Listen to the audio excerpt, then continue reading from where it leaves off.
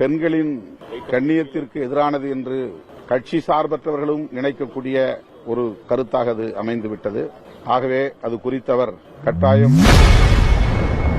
எதிர்க்கட்சித் தலைவர் உதயநிதி கைது குறித்து செய்தியாளர் எழுப்பிய கேள்விக்கு விசிக தலைவர் திருமாவளவன் பதிலளித்துள்ளார். ஏற்கனவே அது குறித்து நான் அறிக்கையாக வெளியிட்டிருக்கிறேன்.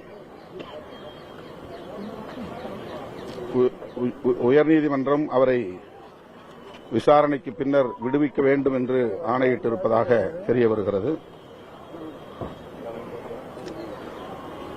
அவர் ஒரு நெடிய பாரம்பரியமுள்ள அரசியல் கட்சியின் முன்னணி தலைவர்களுள் ஒருவர். சட்டமன்றத்தில் செயல்படக்கூடிய ஒரு எதிர்க்கட்சி தலைவர். பேரறிஞர் அண்ணா, தந்தை பெரியார், முத்தமிழறிஞர் கலைஞர் போன்ற தலைவர்கள் கடைபிடித்த கண்ணியத்தை அவரிடமும் தமிழ்நாடு எதிர்பார்க்கிறது. ஆகவே அவருடைய உரை தாவேகாவுக்கு எதிரானது என்பதை விட தமிழ்நாடு முதலமைச்சரின் அரசியலுக்கு எதிரானது என்பதை விட பெண்களின் கண்ணியத்திற்கு எதிரானது என்று கட்சி சார்பற்றவர்களும் நினைக்கக்கூடிய ஒரு கருத்தாக அது அமைந்துவிட்டது.